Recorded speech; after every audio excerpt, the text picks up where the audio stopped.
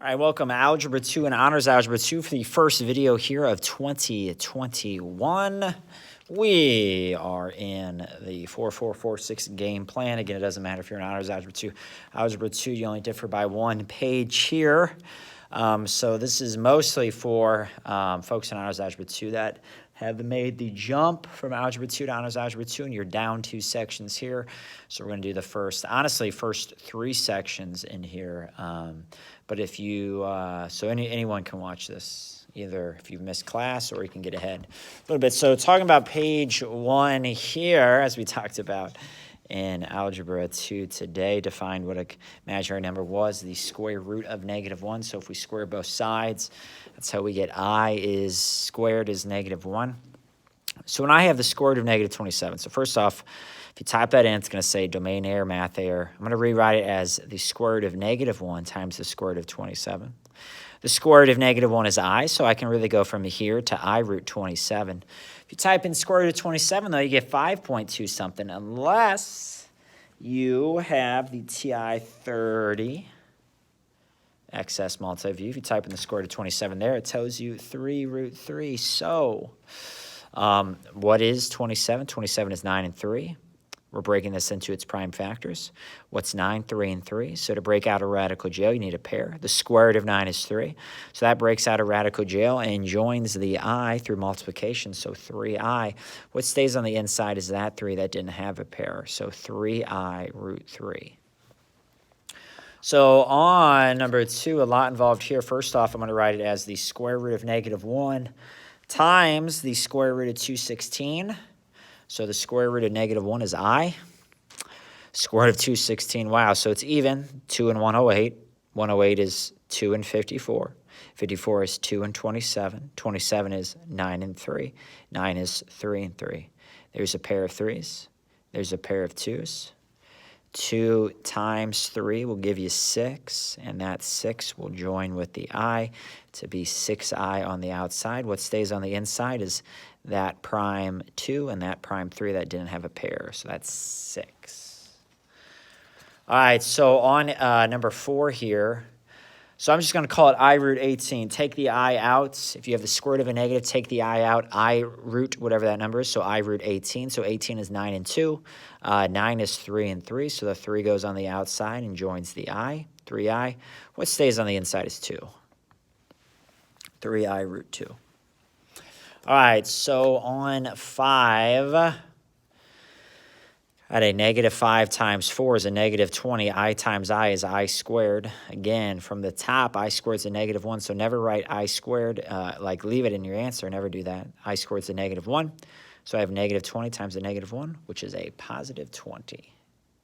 On 6 here, I can multiply within roots, but I got to take that I out first. So this is I root 6 times I root 10. Then 6 times 10 gives me 60 inside the square root. I times I gives me I squared, so this is really -1 times the square root of 60. I go over and I break up 60. What is 60? It's 6 times 10. What's 6? 3 times 2. What's 10? 2 times 5. There's my pair of 2s. They don't have to be right next to each other. You could have the 2 here and the 5 there. But I have a pair of 2s. That's going to multiply with that -1 to give you -2. On the inside is 3 times 5, which is 15. Okay, so 7. 6 and 7 is 42. I times I is I squared. 42 I squared. I squared is a -1. 42 times -1 is -42. So those are a little bit on the nice side. And then on 8 here, again, I'm going to call this I root 7 times I root 14. I'm going to do I times I. That gives me I squared. I squared is a -1. 7 times 14 to give me 98. I'm going to break down 98. I'm just going to use 7 and 14. What's 14? 7 and 2. So the pair of 7s there. 7 times -1 is a -7 on the outside. That 2 stays on the inside. So on 9, a little precursor to 9 here. So if x squared is equal to 64, what number squared would give you 64? Everybody thinks of 8, but -8 squared is also 64. So in solving this, I could have taken the square root of both sides and said x is plus or minus root 64, so x is +8, -8. We want to keep that in mind here for 9 through 13. This will not factor. It's not x plus 8 times x plus 8. It's not x minus 8 times x minus 8. It's not x plus 8 times x minus 8. So I'm going to move the 64 over. I'm going to take the square root. Okay, so if I have x squared and unknown squared equals a number, I'm going to take the square root of both sides. Just like here at a positive and negative, I got to put the plus or minus on the outside. So x is plus or minus the square root of negative 64. An alarm bell should be going off. The square root of a negative is I. So I root 64. What's the square root of 64? 8i. So x is plus or minus 8i. If you square 8i, you get 64i squared.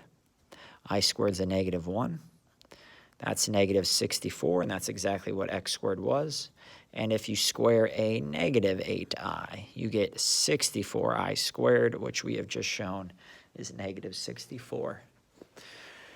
All right, so 10 is like 12, and 11 is like 9. So let's talk about number 12 here. Move the 48 over. Divide both sides by 3. X squared is a negative 16. Take the square root of both sides. Don't forget about the plus or minus. Square root of a negative is bring the I out. Plus or minus I root 16. X is plus or minus 4i. Okay. So 2x squared plus 10 is equal to 0. Move the 10 over. Divide both sides by 2. If x squared is a negative 5, take the square root of both sides. Don't forget about plus or minus. If you take square root of a negative, got to take that I out. And the square root of 5 is not special. 2.21, that's a decimal, so it's just root 5. Okay, let's go to page 2 here. Let's do some more arithmetic. So technically, everything, so look here, complex numbers, both real and imaginary, we could have written in the past 10 as 10 plus no imaginary part, okay? So now we have an imaginary part, so what we're going to do is we're going to put the real part together. 8 plus 7 is 15. 4 plus a negative 3 is 1, so 15 plus 1i, or 15 plus I. 5 plus 6 is 11, so just combine like terms. Negative 2i plus 2i is no i's, so it's just 11. On 17, you got 4 minus 3 is 1.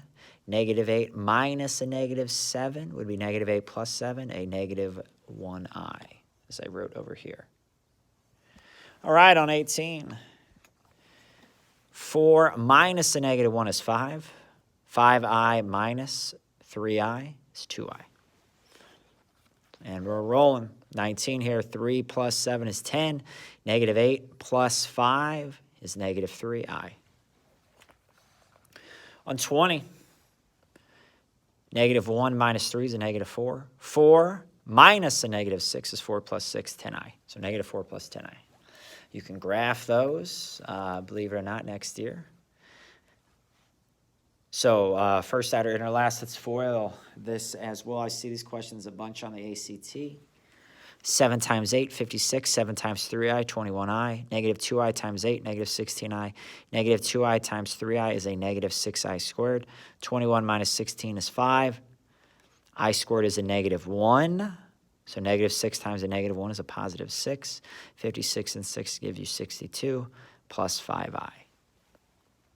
All right, so no I squared. And your answer, now 23 is an interesting case here. That's why 23 and 26 are starred. 8 times 8 is 64. 8 times 2i is 16i. Negative 2i times 8 is a negative 16i. Negative 2i times 4i, or 2i, I'm sorry, is a negative 4i squared. I squared is a negative 1. 16i, negative 16i cancel. So you have 64 plus 4, which is 68. That seems like a very special answer. So we'll talk about that after number 26. So I'm just going to rewrite this twice. 2 times 2, 4. 2 times 5i. 5i times 2. 5i times 5i. Combine like terms. You get 20i. This is 25 times a negative 1, which is a negative 25. Negative 21 plus 20i. And 26. 3 minus 12i plus 12i minus 16i squared. The i's will cancel. Negative 16 times a negative 1 is a positive 16. You get 25. So 23 and 26 are examples of conjugates. That's what they're called. You have these same two terms with opposite signs in between. And they, conjugates, cancel middle terms or i's in this case or roots later on. So x plus 7, x minus 7, those were conjugates. And I would get x squared minus 49. Okay? 2 minus root 3, 2 plus root 3. Those are conjugates. And I'll get 4 minus 3, which is 1. So the roots are gone. The middle term is gone. The i's are gone. Okay, very, very special they are. So let's go. Algebra 2, you don't have page 3 in there. Honors Algebra 2 we'll do together sometime. Okay, so factor. So 1 and 2 I just factor. What multiplies 36 adds to a negative 12. Negative 6 twice, so x minus 6, all of it squared. What multiplies to 64 adds to 16. 8 and 8 twice, so x plus 8, all of it squared. So this is a perfect square trinomial there. All right. So notice that if I take half the middle term, that's 8, and I square it, I get 64. All right, and the factor is just x plus half the middle term, or x, minus here, half the middle term, x minus 6. So to complete the square, take half of the middle term, and whatever that number is, square it. Okay, so like on 5, I'll do 5 here with you, 5 and 7. So find the value of c that makes each trinomial a perfect square, and then write the trinomial as a perfect square. So I take half the middle term, half of 8 is 4, then I square that number. So c has to be 16. And then I factor it. Well, it multiplies to 16 and adds to 8, 4 twice. X plus 4 is x plus 4, all of it squared. Okay, take half this middle term, negative 6, and square it, 36. That's what c is. What multiplies to 36 adds to a negative 12, negative 6 twice. X minus 6, x minus 6. Take half of, yeah, look at this, number 9. So take half of 7. What? 3.5, no decimals. Half of 7 is just 7 over 2, and then square it. 7 squared is 49. 2 squared is 4. So c is 49 over 4. What in the world multiplies to 49 over 4 and adds to 7? Well, the factor is just always half the middle term, so half of 7 is 7 over 2. So that's not great. If your middle term is even, you're going to be dealing with some fractions. Okay, but that is fair game next year in pre-calculus. Let's go then here to how we would solve. This is a precursor to the quadratic formula. How we will solve something that doesn't factor by completing the square. So you can do this first, and then honestly, we'll only handle solving by completing the square on this page, and then we'll talk about the great quadratic formula. So what multiplies to 11 and differs by 4? 11 and 1 differ by 10, so I could not solve this by factoring. So I move the 11 over to the other side, and then I complete the square. I take half of 4, which is 2, and I square 2, which is 4. So I add 4 to the left, I add 4 to the right. What I do to one side, I got to do to the other. Now this factors. What multiplies to 4 and adds to 4? X plus 2, x plus 2. So it's x plus 2 squared equals 11 plus 4 is 15. Now, anytime I have an unknown squared, I just take the square root. I know something else is with the unknown, but I just take the square root of both sides. When I take the square root of something that is squared, this just falls on out. So x plus 2 equals plus or minus root 15. Okay, we know when we have an unknown squared, when I take the square root, it's that unknown is plus or minus some number. So then I subtract 2 from both sides. Positive 2, this is now negative 2 plus or minus root 15. We've not seen an answer like this. We'll see a lot of them here shortly with the quadratic formula. Sorry about that. Take a look at 11. So move the 29 over. Well, first off, how does this factor? No. What multiplies 29 differs by 10. 29 is prime. 29 and 1 differ by 28. This won't factor. So I move the 29 over. I take half the middle term. I'm going to complete the square. Half of negative 10 is a negative 5. Then I square negative 5 to get 25. So I add 25 to the left and right, what I did in red there. Then I factor this. Well, multiplies to 25 and adds to a negative 10. It's always half the middle term. X minus 5 twice equals 54. And then I take the square roots of both sides. So I have x minus 5 is plus or minus root 54. And I add 5 to both sides. So some of you might have 3 root 6. That's fine. 5 plus or minus 3 root 6. But root 54 is plenty good. Then here, let's do number 13. Take half of, it's already, so 7's already moved over. This won't factor again. Take half of 2, it's 1. Square 1, you get 1. So I'm going to add in red here, 1 to the left, 1 to the right. What multiplies to 1 and adds to 2? X plus 1 twice equals 8. Take the square root of both sides. X plus 1 is equal to plus or minus root 8, which is 2 root 2. So you've got x equals negative 1 plus or minus root 8, or x equals negative 1 plus or minus 2 root 2. All right, a little preview to pre-calculus. X minus h, that quantity squared, plus y minus k, that quantity squared, is equal to r squared, where hk is the center and r equals radius is the equation of the circle in standard form. You're doing a lot of this in pre-calc. Find the center and the radius of the following circle. So we're going to complete the square twice. We need to move that 17 over, get the y's together, get the x's together. So to complete the square with x, I take half that middle term, negative 4, and I square it. So I'm going to add a 16 there, which means I add a 16 here, add a 16 there, add a 16 here. Then I'm going to take half of, so I'm going to look at the y's. The middle term is 4. Take half of 4, it's 2. Square 2, it's 4. So I'm going to add 4 there. I'm going to add 4 there. So on the right side, I get 37. Then I factor both. So x squared minus 8x plus 16, that factors to be x minus 4 squared, plus, well, multiplies to 4 and adds to 4, y plus 2, that quantity squared. So that's the equation of the circle. Next year, you'll graph. You'll say a bunch of other things about the circle. We'll do this actually at the end of the year, too. So the center, it's the opposite. It's 4, negative 2. What gets these both to 0? If r squared is 37, the radius is the square root of 37. We'll talk about ones that are easier to graph this year. Okay, so I want to keep going here. So talked about the quadratic formula, okay, and how we can solve for it by using completing the square. Use the quadratic formula when you can't factor by the AC method or guess and check, or it's not easy factoring and you don't want to do completing the square anymore. So what multiplies to 10 and adds to a negative 8? Nothing. That's why we're going to use the quadratic formula. So plus or minus gives me my 2 answers. Remember, x is squared here. You can have 2 possible answers.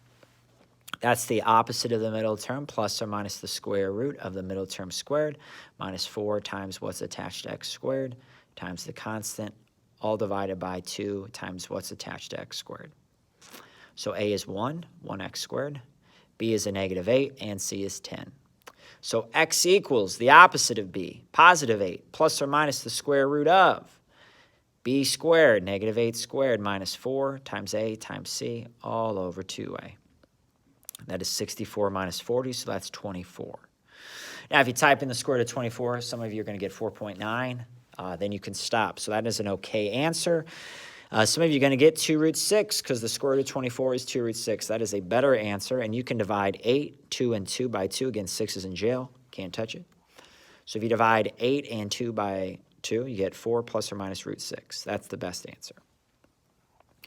On 4, a is 3, b is 5, c is 1, so x equals the opposite of b, plus or minus the square root of b squared minus 4 times a times c, all over 2 times a. You get 25 minus 12, which is 13. So negative 5 plus or minus root 13 over 6 is your answer, because the square root of 13 does not break down. So let's take a look at a few on this page. I believe I have 3 of them. Number 6, x equals negative 8, opposite of b, plus or minus b squared, minus 4ac, all over 2a. 64 minus 20, root 44, that's a fine answer. Against a decimal, don't write that decimal out. No I to take out. Root 44 is 2 root 11. It's a better answer. I can divide that, and that by 2, so negative 4 plus or minus root 11 is the best answer. Now 9, we can all do 9, doesn't matter what calculator we have. So x equals the opposite of b, plus or minus the square root of b squared minus 4 times a times c, all over 2a. So you have 36 minus 72, it's a negative 36. Alarm bells should be ringing. Can't leave it like that. So the square root of negative 36 would be I root 36. So that's plus or minus 6I. Divide everything by 2. And 10 could have been factored, but that we won't here. So I'm just going to rewrite 10 over here. So x equals the opposite of b, plus or minus the square root of b squared minus 4ac all over 2a. 1 negative times a negative is positive, so 1 plus 121. In the square root over 12, where the square root of 121 is 11. So 1 plus or minus 11 over 12, that's not a good answer. Said it's going to be 1 plus 11 over 12, 1 minus 11 over 12.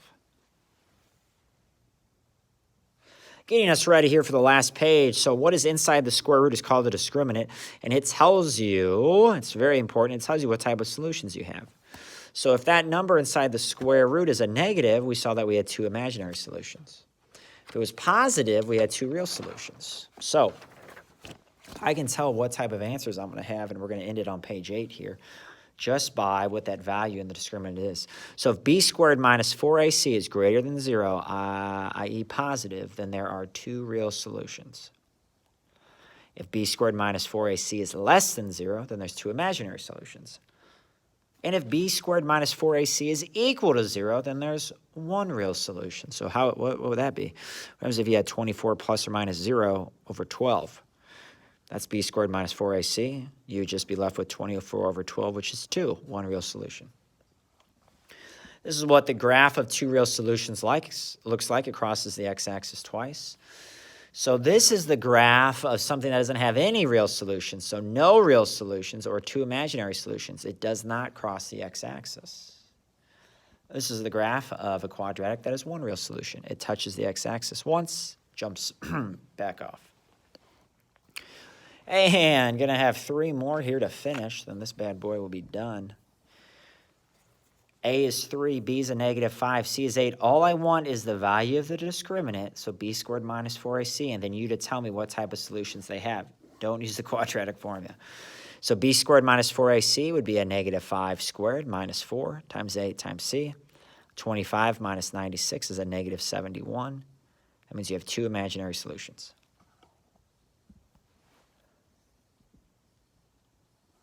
All right, so A, B, C, b squared minus 4 times a times c, 100 minus 100, you have 1 real solution. This factors nicely. It's x plus 5 equals 0, so you get x equals negative 5 just once. That's why you have 1 real solution. And the last one here, number 15, a is 1, b is 8, c is a negative 3. B squared minus 4 times a times c, a negative times a negative is a positive, 64 plus 12, 76. It has 2 real solutions. This is quite a long video, and this will serve as your big one for chapter, 4.4, 4.6 game plan. This is Yak Math Videos signing out.